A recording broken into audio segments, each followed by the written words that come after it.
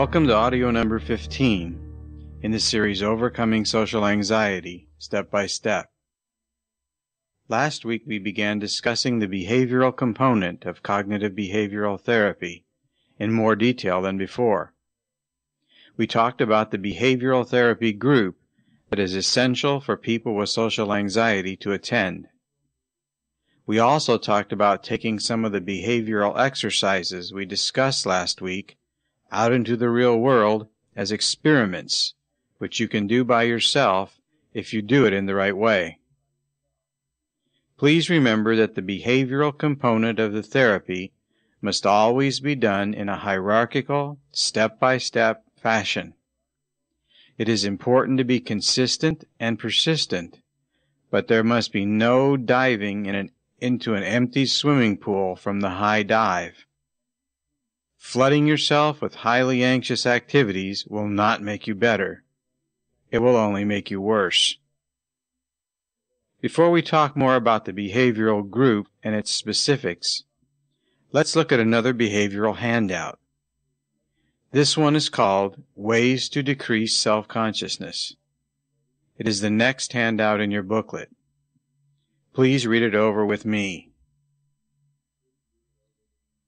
Ways to decrease self-consciousness. If it feels like people are watching you, or that you are on display, test this out by using the look-around technique. Don't add to your inhibitions by keeping your gaze fixed in one direction. Instead, slowly and naturally, look around your environment to see how many people are actually staring back at you with judgment in their eyes. As you look around slowly, gradually move other parts of your body as well. For example, shift from one foot to the other, reach out for a magazine with your hand, scratch your face, or clear your throat. What you will observe from watching other people will surprise you and will help you loosen up your inhibitions. Do not do this only one time. The look-around technique needs to be done repeatedly and in different situations and circumstances.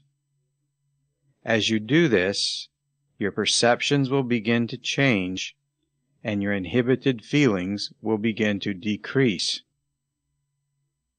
Always plan your behavioral exercises and experiments slowly, and start at the bottom of your hierarchy. Work up as the rung you are on becomes easier or no longer challenging. But keep moving forward every day and keep moving up step by step. Anytime you have the chance to do something that you normally wouldn't do, in fact something that you think right now would make you appear foolish, take the chance and try out the situation. For example, one way to slowly and gradually start this hierarchy is by deliberately clearing your voice in a room full of people. If this is a behavior you feel uncomfortable doing because of your social anxiety.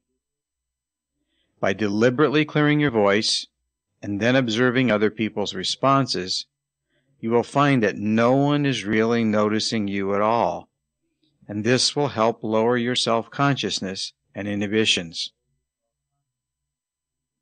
Other steps in this hierarchy may include speaking a little louder than you usually do when it is appropriate, talking a little longer to people that you know, going out of your way to welcome a new person at work or in a group, sitting in a slightly different way that you have never felt comfortable about before, and stretching your body and yawning when it is appropriate. All of these behavioral exercises have the power to begin to lower your self-consciousness and inhibition. Pick the ones that fit logically on your hierarchy, add things that fit in your life that I didn't mention, and put them in order in terms of difficulty for your hierarchy. Then, start at the bottom and gradually move up, step by step. By doing these activities every day, you will soon prove to yourself that others are not really noticing you or judging you like you think they are. Your self-consciousness will decrease as you look around and notice this. I used to be very self-conscious while waiting to check out in the grocery store line. I felt that everyone behind me was looking at my every movement and my every gesture. Many times I felt I couldn't move because people would be making fun of me or criticizing me to others. My inhibition was so high and my muscles were so tight that I felt like a statue. When I was this inhibited, I would many times develop a headache from the stress. The last thing in the world I thought I could do was to look around. At the time, I would have expected everyone in the whole store to be looking at me with rejection in their eyes. If I had looked around slowly, however, I would have found something entirely different. No one was actually looking at me at all. How do I know? It took over 10 years, but one day, for some reason, I just began to look around very slowly, fearful that I would catch someone staring back and scowling at me. But as I looked around, they weren't. So I looked around a little more. They weren't looking at me either. Emboldened by the fact that people were not staring at me, I made a gradual 360-degree turn to observe what was going on throughout the entire store.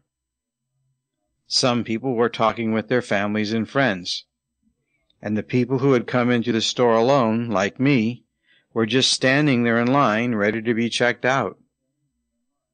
I was extremely surprised at this, because I fully expected that everyone in the store had noticed me or my strange behavior, and therefore didn't like me. What a surprise to find out that no one was even looking at me.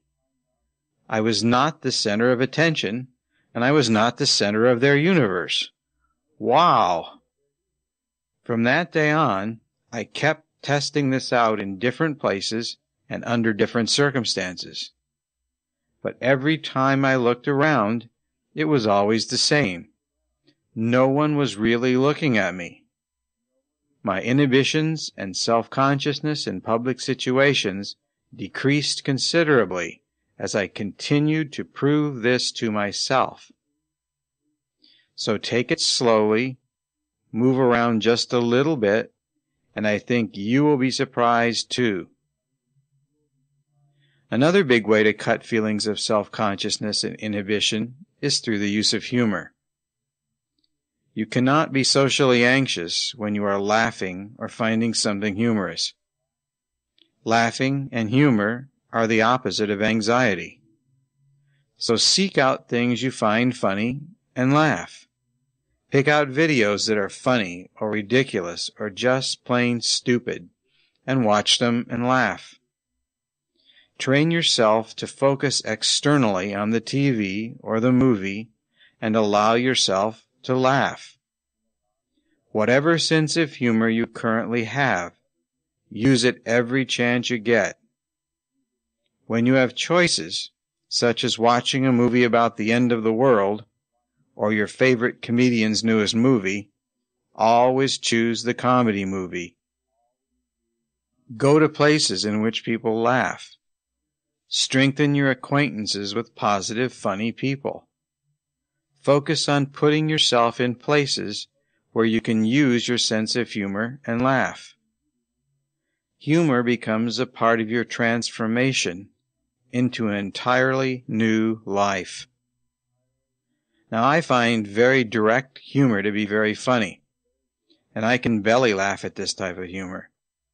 So this is what I should choose to watch. You should choose to watch the humor that you enjoy the most, but make sure you can smile and laugh about it. Humor is a wonderful antidote to anxiety, and the more you choose to employ it, the better you will feel. Today, let's continue with the setup and content of the behavioral therapy group. Last week we went over the balance sheet for anxiety and discussed the need to use common sense when we moved into actually doing the things in the group that cause us real-life anxiety. Also, it is important to remember that we are going to be combining the behavioral activities with the cognitive methods, so we reinforce them both at the same time. In this way, the strategies will become stronger for us, and they will become permanent more quickly. Last week, we talked about the step-by-step hierarchy and used an example of a public speaking or presentation hierarchy.